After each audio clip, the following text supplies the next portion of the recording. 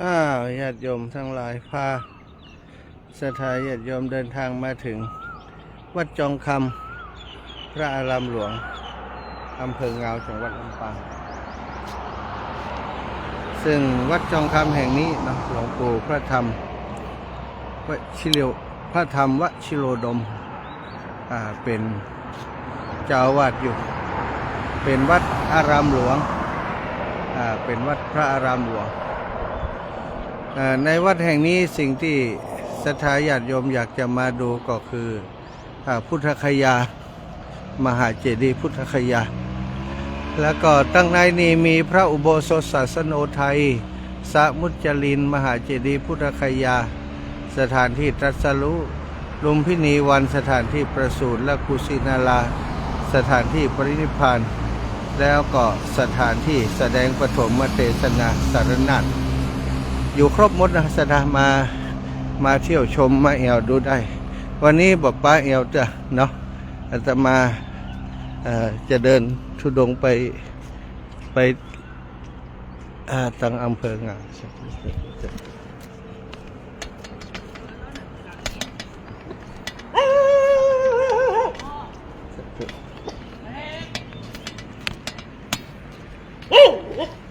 ตัวลูกนี่ก็สถานสักการะสถานที่พระพุทธเจ้านี่อะไรลูกอะไรคะอะไรคะอะไรคะอะไรคะเอาอะไรกินลูกอะไรกินเอาอะไรกินคะมีอะไรให้หนูบ้างมีอะไรให้หนูบ้าง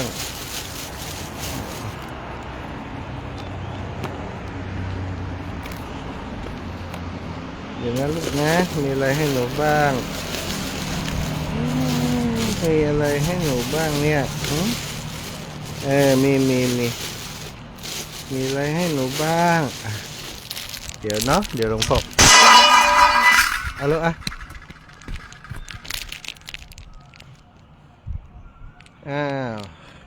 แป๊บหนึ่งเอาลูกเอาลูกเอามานี่เดี๋ยว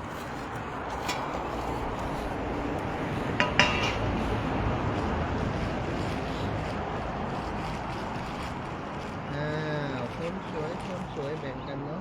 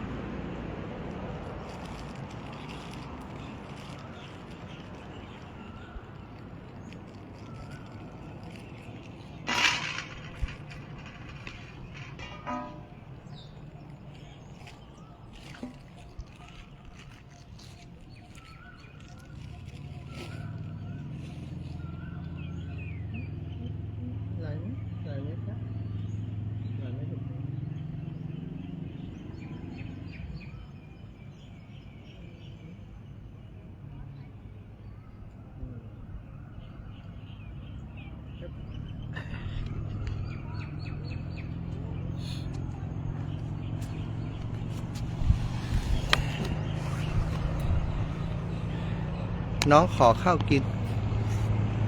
น้องขอข้าวกิน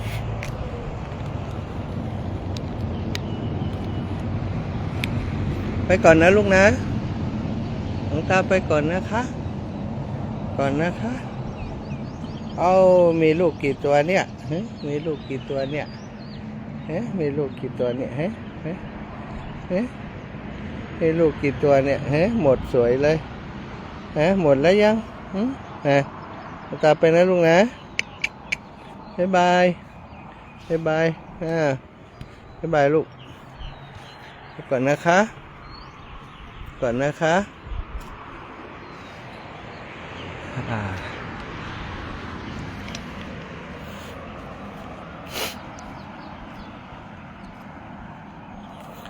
ศรัทธาส่วนใหญ่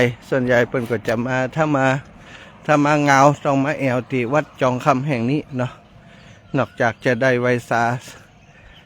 ครูบาอาจารย์พระมหาเถระผู้มีบารมีหลวงพ่อท่านพระธรรมวชิโรดม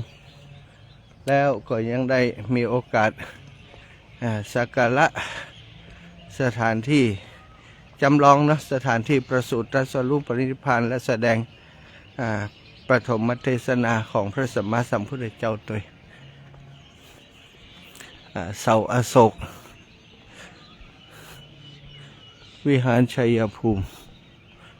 เสาอโศก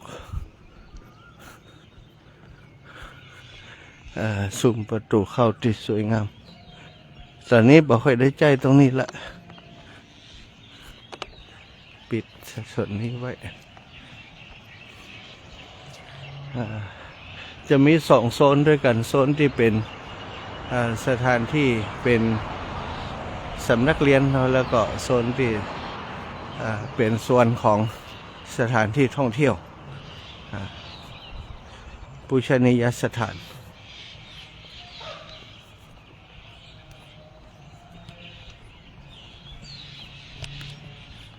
เสียงพระสงฆ์โอ้น้องหมาเยอะเลยสวัสดีครับโอ้มาอยู่กันเยอะเลยอยู่หน้าวัดเหรอลูกฮะสวัสดีครับสวัสดีครับอ้าวแต่ทุกครับพี่เบิ้มพี่ใหญ่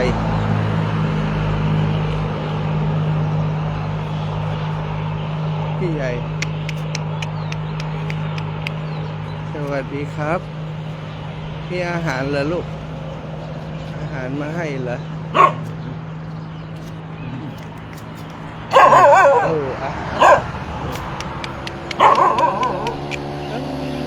ฉลาดเนาะฉลาดนะลูก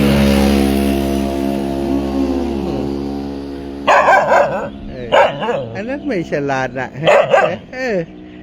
เห่าทำไมเอาหลวงตาทำไม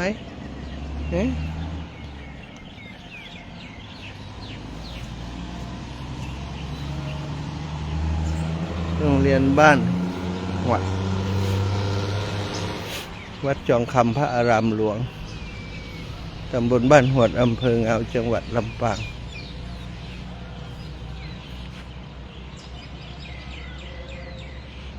พ่อหลวงยังเป็นห่วงพระสงฆ์นิกรคนไทยอยู่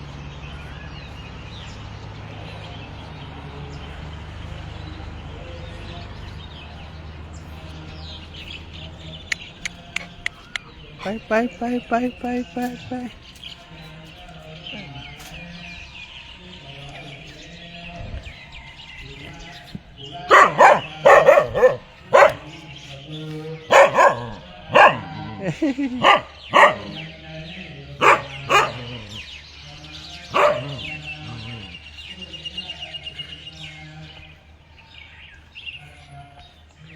โรงเรียนพระปริยัติธรรมแผนกบาลีประจำจังหวัดลำปางแห่งที่1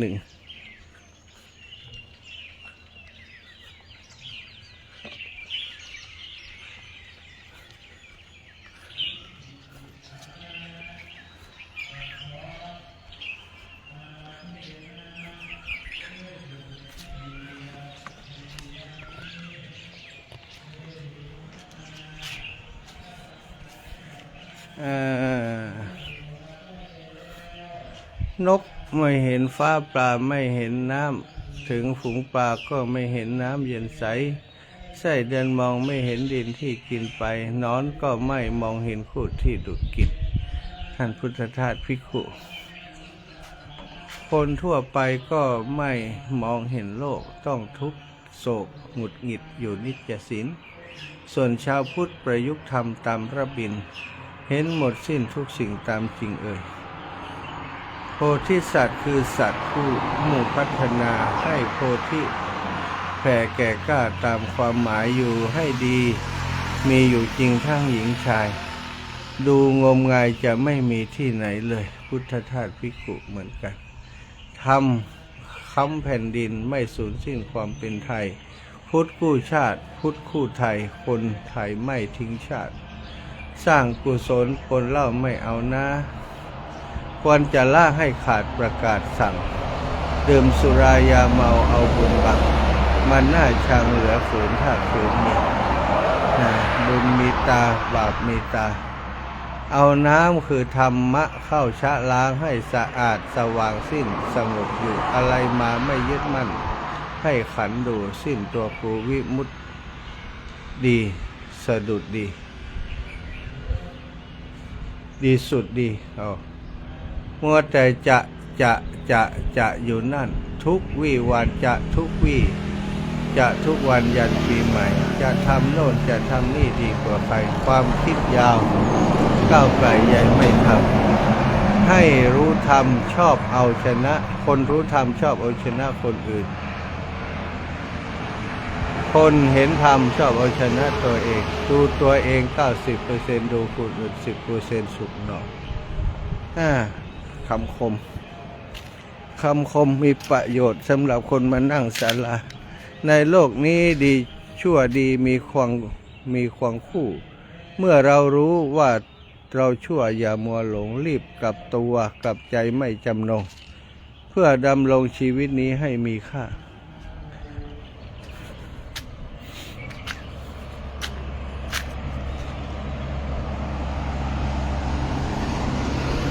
วันนี้วันอะไรเราพอสตอยู่เราพอสตเงียบหรือว่าไม่มีการใช้บริการ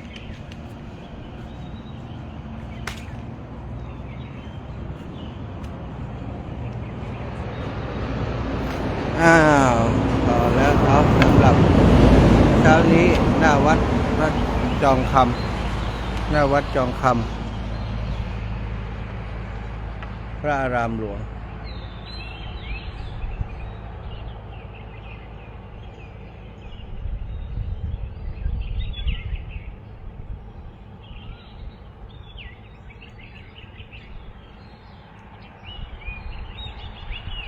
วันนี้ที่วัดจองคำมีการสอบบาลีด้วยนะ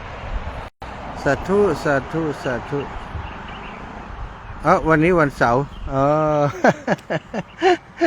วันนี้วันเสาร์สาธุครับขอบคุณครับท่านอาจารย์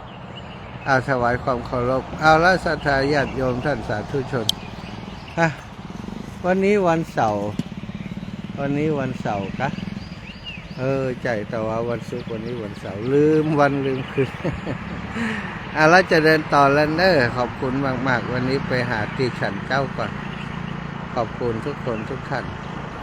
จมเป็นว่าจะได้อันเราพอสตยุดติดแต่วันยุดเกินเราพอสตยุด